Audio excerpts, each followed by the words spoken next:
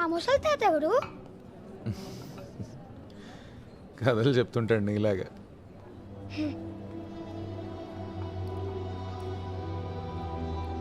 నేను వ్యక్తిగతంగా ఏం చేయలేదు. పార్టీలో శత్రువుల్ని ఏరేశాం. అది డైరెక్ట్గా కాదు, కోఆపరేషన్ మాత్రమే. స్థలం, సందర్భం, అవసరమైన వాళ్ళని చూసేవాడిని.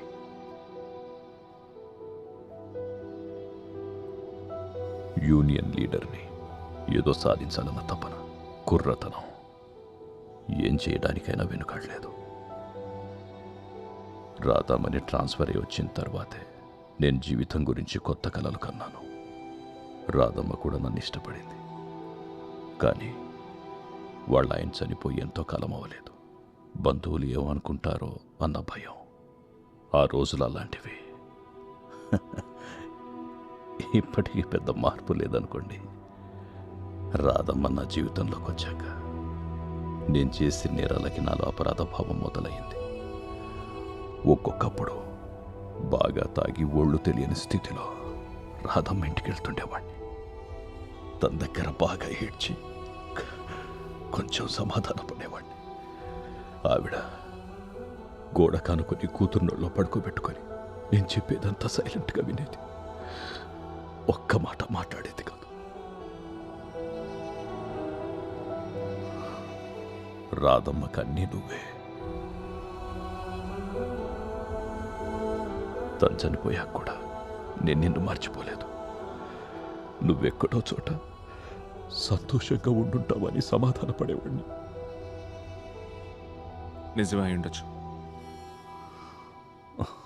పార్టీ మీకు చెప్పడం, మీరు చేసేయడం, బట్ అవన్నీ కూడా హత్యలే. మీరు ఉదయాన్నే డిశ్చార్జ్ అయ్యాక పోలీసులు అరెస్ట్ చేస్తారు.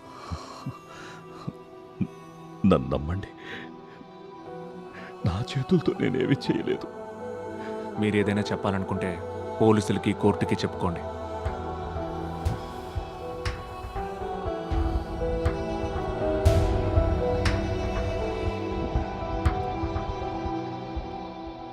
నా బ్యాగ్ పట్టుకోండి అంకల్. అంత బరువు ఉందా బ్యాగ్? పోయండి తెలుస్తుంది. అసలు నువ్వు ఏమన్నా చదువుతున్నావా లేకపోతే యాంగ్రీ బర్డ్స్ ఆడుకుంటున్నావా? ఆ పిచ్చి గేమ్ నేను ఆడను. యాంగ్రీ బర్డ్స్లో నేను టాప్ స్కోర్ అని తెలుసా? మీకు అంత సీన్ లేదులే. నాకొక వీడియో కాన్ఫరెన్స్ ఉంది. అయితే నితిని నేను తీసుకెళ్ళినా, కాసేపు డ్రాప్ చేస్తాను.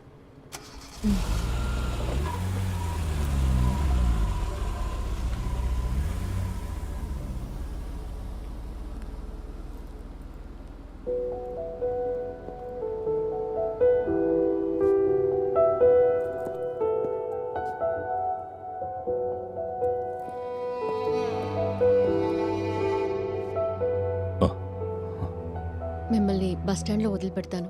ఇంకా ఎక్కువసేపు ఇక్కడ ఉండొద్దు. మరి పోలీసులు? ఇప్పటికి ఇంకా వాళ్ళకి తెలియదు. వాళ్ళు వచ్చేలోపు ఇక్కడి నుంచి వెళ్ళిపోండి.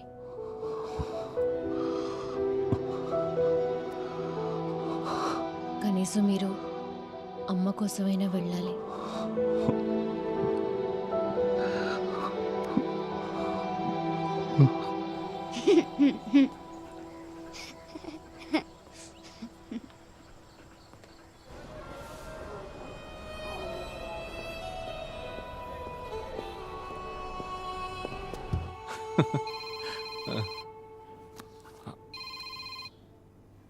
హలో,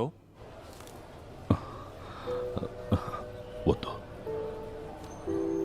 ఒట్టి చేతులతో ఇక్కడికి వచ్చారు కదా, పర్లేదు ఉంచండి. Sure, I will update. ఆయన హాస్పిటల్ నుంచి వెళ్ళిపోయాడు. సెలైన్ మార్చడానికి వెళ్ళేసరికి అక్కడ లేడంట. వదిలేరా, ఈ వయసులో ఆయన పోలీసులు పట్టించడం అవసరం ఉంటావా? అయినా అవన్నీ నువ్వెలా ప్రూవ్ చేయగలవు?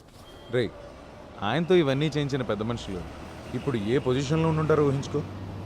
ఈ మ్యాటర్ వాళ్ళ దాకా వెళ్ళిందనుకో, ఆయన్ని వదలరు, నిన్ను వదలరు, నన్ను వదలరు. రేపో మాపో పోయే ముసలాడు గురించి ఎందుకురా మనకి ఇదంతా? చూడాలి. ఆడుకుందామా?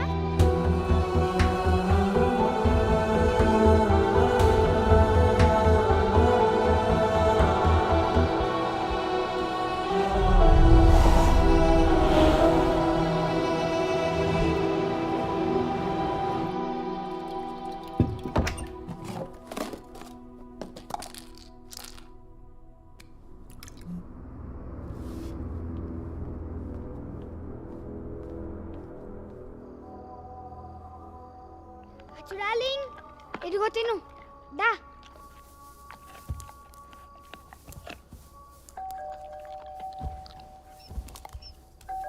లేవు ఆ? ఆ హాస్పిటల్లో ఇందాక ముసలైన రాధమ్మ అని చెప్పాడు కదా, అది ఎవరు? అమ్మమ్మ అవుతుంది నీకు ఆవిడ.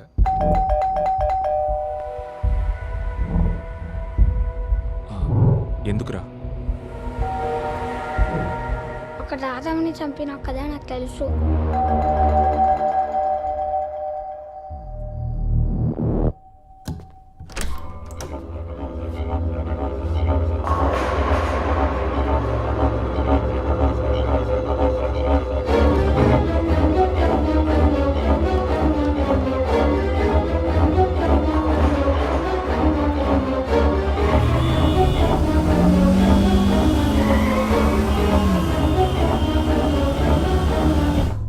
ఇక హత్య రాజకీయాలను వదిలేసి వచ్చేయమని రాధమ్మ నన్ను ఒత్తిడి చేసింది.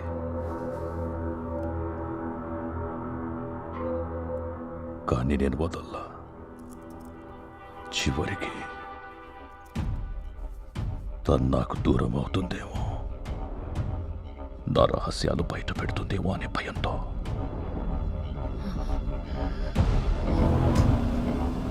రాధమ్మని శవం ఊబిలోకి జారిపోతుంటే నా కళ్ళల్లోకి చూస్తూ ప్రాణాలు వదిలేసింది. అంత్యక్రియలయ్యాక అందరూ వెళ్ళిపోయారు. రాధమ్మ రూమ్లో నువ్వు ఏడ్చి ఏడ్చి అలసి నిద్రపోయావు. నిన్ను చూసి మనసు బద్దలయ్యింది. రాధమ్మకు చెప్పినట్టుగానే నీ కాళ్ళ దగ్గర కూర్చొని ఎలా చంపానో చెప్పాను.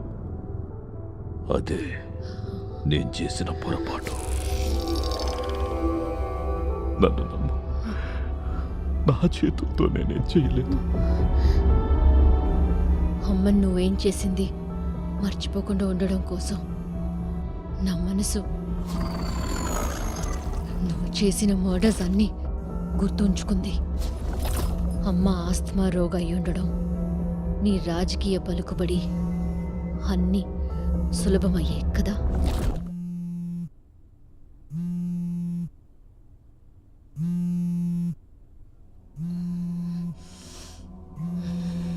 నిద్రపోలేదా నువ్వు?